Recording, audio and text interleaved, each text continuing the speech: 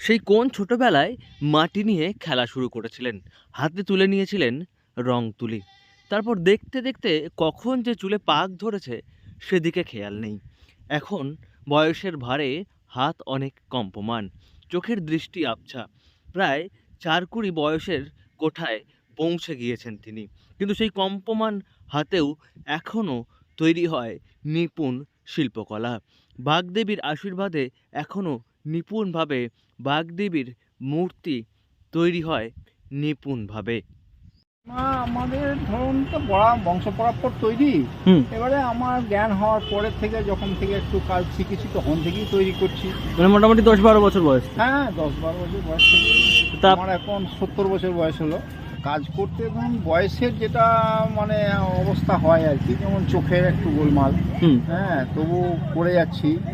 চোখ আঁকার দিকে একটু অসুবিধা হয়, তবু করে যাই। আর বড় প্রতিমা ধরুন একটু উঠে উঁচুতে করতে একটু অসুবিধা আমার হচ্ছে হুম। এরপরে বয়সেতে। হুম। কারণ তো আর বয়সের সাথে তো আর সেটা পারা যাচ্ছে না, না? হুম। তবু করতে হচ্ছে আমাকে, যেহেতু আমার ছেলেটি ডিপেন্ড অন বাবা। নাম অনাথ পাল, তবে স্বর্গের সমস্ত দেবদেবীর মৃন্ময়ী রূপ তার আপনজন। তাদের নিয়েই বছরের প্রতিটা দিন তিনি কাটিয়ে দেন। বিশাল একটা ওয়ার্কশপ তৈরি করেছেন, কিন্তু এখনও নিজের হাতে প্রতিমার রূপের শেষ টানটা তিনিই দেন। মনের মতো করে সাজিয়ে তোলেন বিভিন্ন প্রতিমা। দুর্গা, কালী, সরস্বতী, লক্ষ্মী সমস্ত প্রতিমার রূপ তার হাতে ফাইনাল টাচ পায়। সেই অনাথবাবুর বয়স ৭০-এর গণ্ডি ছাড়িয়ে গিয়েছে। এখন প্রতিমা তৈরি করতে বেশ কিছু অসুবিধা হয়, বড় প্রতিমা তৈরি করতে অসুবিধা হয় তার, কিন্তু ফিরিয়ে দেন না শিল্পী কাউকেই। সম্বন্ধে ধরুন আমি বিভিন্ন রকমের ধরনের কিছু করে যাই।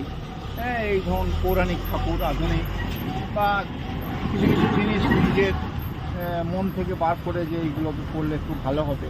হুম। হ্যাঁ, আগের যে প্রতিমা তৈরি হতো, যে এখনকার ধরুন মডেলিং টাইপ চলে এসছে, হুম। এই মডেলিং টাইপটা তখনকার দিনে ছিল না। আচ্ছা। তখনকার যে দেবযানী মূর্তি, সেই দেবযানী মূর্তি মানে এক তো ধরুন দেবযানী মানে দেবতাদের সঙ্গে তার মানুষের কোনো মিল থাকে না। হুম। তা সেই রকম ধরনের তার চোখ, মুখ ইত্যাদি এই সমস্ত হাত পায়ের গঠনগুলো হয়তো একটু ওল্ড টাইপের। অনাথবাবু দাবি করছেন তার পরিবার শিল্পীর পরিবার। তিনি ১০-১২ বছর বয়স থেকেই এই প্রতিমা তৈরির কাজ শুরু করেছেন। বহু প্রতিমা তিনি বংশ পরম্পরায় তৈরি করে আসছেন। তাছাড়াও বিভিন্ন পুজোর সময় চাপ বেড়ে যায় অনেকটা, বয়সের জন্য সমস্যা হয়, কিন্তু তবুও তার মূর্তি তৈরি করতে কোনো বিরাম নেই। বুদবুদ থেকে নয়ন ঘোষের রিপোর্ট, লোকাল ১৮ বাংলা।